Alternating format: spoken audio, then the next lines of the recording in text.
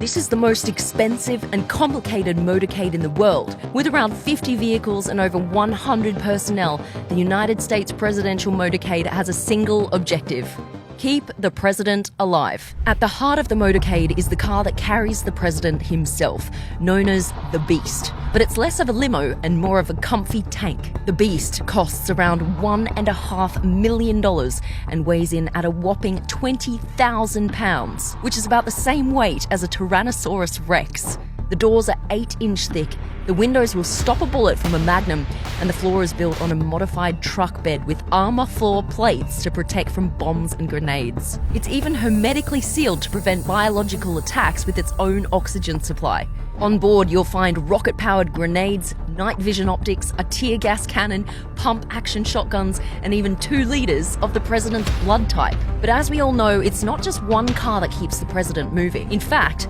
the Beast containing the president isn't even the only beast involved. There are at least 2 identical armoured limos in every motorcade, both with matching registration plates. And these 2 limos make up just one part of the motorcade known as the secure package. Also in the secure package is the United States Secret Service Countermeasures Suburban. This car jams any remote explosives that might be en route using 2 antennas that send out a huge range of radio frequencies that block any bomb activation signal. It also has electronic warfare sensors that detects if an RPG or anti-tank missile is launched.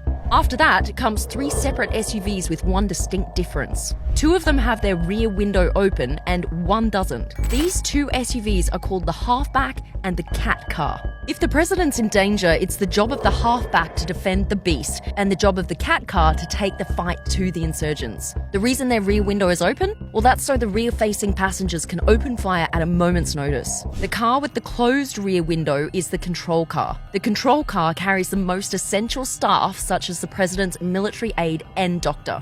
In front of the secure package, you'll find the route car, pilot car, lead car, and a whole host of motorbikes known as sweepers. The route and pilot car scout the route ahead and relay information to the lead car, which leads the secure package to the motorcades behind them. The motorbikes are in charge of clearing the way for the motorcade by ushering cars out of the way and by blocking off roads and junctions. Behind the secure package is a fleet of support vehicles, including the ID car, which liaises with other counter-surveillance agencies, the Roadrunner, which acts as a mobile communications center, and the hazardous materials mitigation unit, which contains equipment and personnel that can respond to chemical, nuclear, and biological attacks. Now, all of this may seem like a lot, and that nothing could ever go wrong, but the Secret Service actually view it as the exact opposite.